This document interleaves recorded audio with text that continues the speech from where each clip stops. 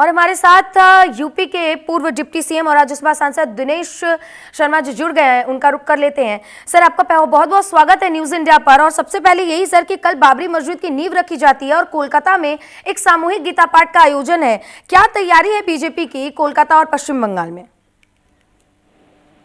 देखिए, गीता का पाठ, ये गीता एक ऐसा पवित्र ग्रंथ है जिसमें सामाजिकता का भाव ज्यादा है। ये जीवन की राह का दर्शन कराता है और भारतीयता के परिप्रेक्ष्य में इसका ऐसे सभी, मैं तो समझता हूँ कि केवल हिंदुओं का ग्रंथ नहीं है, समस्त मानव प्राणियों का यह ग्रंथ है। जीवन जीने की शैली का जिसमें बोध होता है, उसे हम गीता के रूप में अपने आप में आत्मसात करते हैं। तो मैं गीता के पाठ को तो कहूँगा पवित्र भाव है, लेकिन जैसे अगर कोई मंदिर का निर्माण है या मस्जिद का निर्माण है, उसमें भी कोई गलत नहीं है। लेकिन नाम बाबरी हो, ये बाबरी सोच जो है इसे देश के लिए अब संभव नहीं है।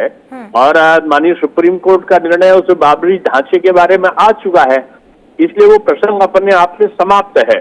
कोई भी वर्ग किसी के द्वारा भी उस प्रसंग के संदर्भ में कोई कृत्य किया जाता है तो कंटेम्प्ट ऑफ कोर्ट है एक तरीके का।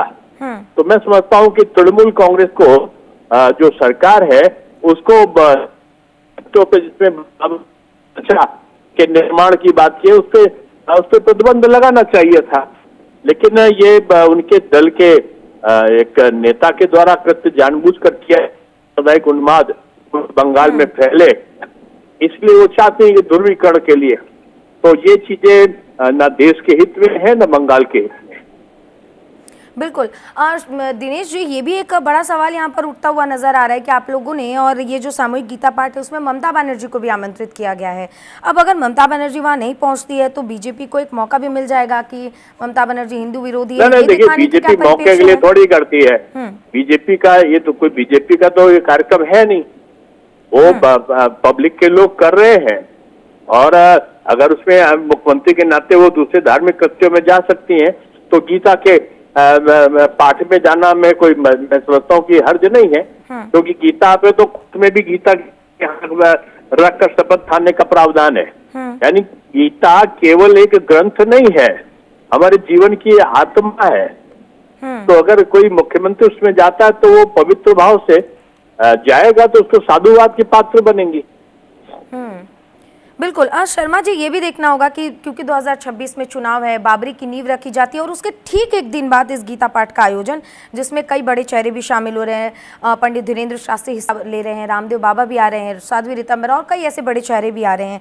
तो ऐसे में क्या इसको, अगर जो लोग वहाँ पर मौजूद हैं, लगभग 5 लाख से ज़्यादा लोगों के आने की संभावना भी है, तो क्या इसको चुनावी दृष्टि से भी देखा जाए या सिर्फ धार्मिक दृष्टि? चुनाव कहाँ है? जिन लोगों के आप नाम बता रही हैं वो ना तो कोई राजनीतिक दल के व्यक्ति है, ना ही उन्होंने किसी के प्रति खुला समर्थन किया है।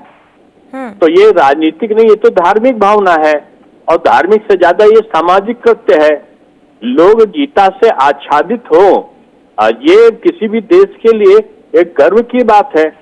तो अभी रशिया के प्रधानमंत्री आए थे, रशियन भाषा में जब उनको गीता दी गई तो उन्होंने तो पूरे अपने देश में रशियन भाषा में गीता को लोगों में वितरित करने का संकल्प लिया है।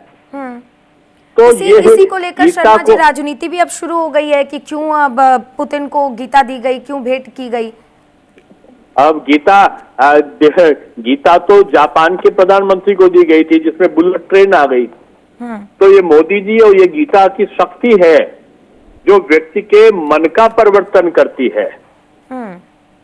तो मैं समझता हूँ कि हर व्यक्ति अपने देश की जो सर्वश्रेष्ठ चीज होती है वही देता है, और इसको उन्होंने दिया है। ये भारत के लिए हमारी गीता सर्वश्रेष्ठ है। अब जो लोग ऐसा समझते हैं तो निश्चित रूप से उनकी आस्था कहीं और होगी।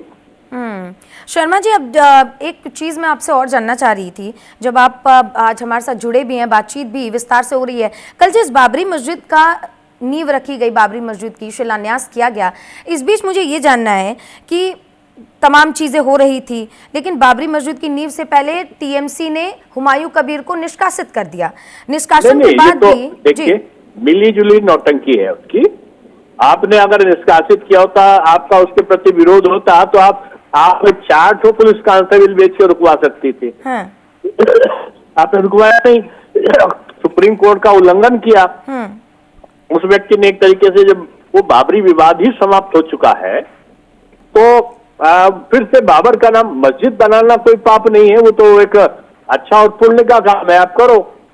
लेकिन वहां पर आप नाम बाबर का करो तो इसके मतलब भारत में फिर से बाबरी सोच को आप लाने का प्रयत्न कर रही हैं। ममता जी का जो तुष्टीकरण है वो कांग्रेस के तुष्टीकरण की बराबरी कर रहा है। तो सीधे तौर पर आप लोग कह रहे हैं कि बाबरी नाम रखना कहीं ना कहीं ये तुष्टीकरण एक बार फिर से जगाने की कोशिश है। दिनेश जी, आपको क्या लगता है इन सब के बाद भी अगर 2026 में ये जो चुनाव होने वाला है, इससे आप लोगों को फायदा होगा बाबरी मस्जिद और मस्जिद का नाम बाबरी रखने से? बीजेपी, देखिए, बीजेपी लाभ और हानि के लिए काम नहीं करती। बीजेपी का सीधा सा तात्पर्य है इस भारत में जो राष्ट्रीयता है, हमारी राष्ट्रभक्ति है, अब उसका वर्चस्व होना चाहिए। राष्ट्रद्रोही तत्व या विदेशी सोच से ओतप्रोत लोगों की मानसिकता ना पनपे, इसके लिए लोगों को जागरूक करते रहते हैं। ठीक है। और शर्मा जी, एक आखिरी कमेंट आपसे मैं चाहूंगी, क्योंकि अब 2026 में चुनाव भी है और इस वक्त बंगाल की अगर हम राजनीति की बात करें एकदम गरमाई हुई है, खासकर बाबरी मस्जिद के नाम पे और आज इस भगवत गीता के पाठ को लेकर। आखिरी कमेंट कि आप लोगों की क्या तैयारी है जनता को साधने के लिए, और जिस तरीके की ये धार्मिक आयोजन हम देख रहे हैं? जनता इतनी बुद्धिमान है कि उसे कोई साध नहीं सकता।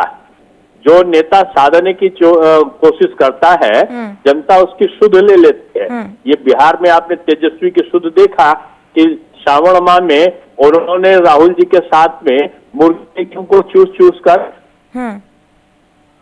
ठीक है जान के आप तो उसका प्रतिक्रिया उनको मिला। अब ये महाराष्ट्र में इस प्रकार करेंगी, जनता इसका जवाब देगी। बिल्कुल सर, जाहिर सी बात है कि जनता के ऊपर अब सारी चीजें हैं।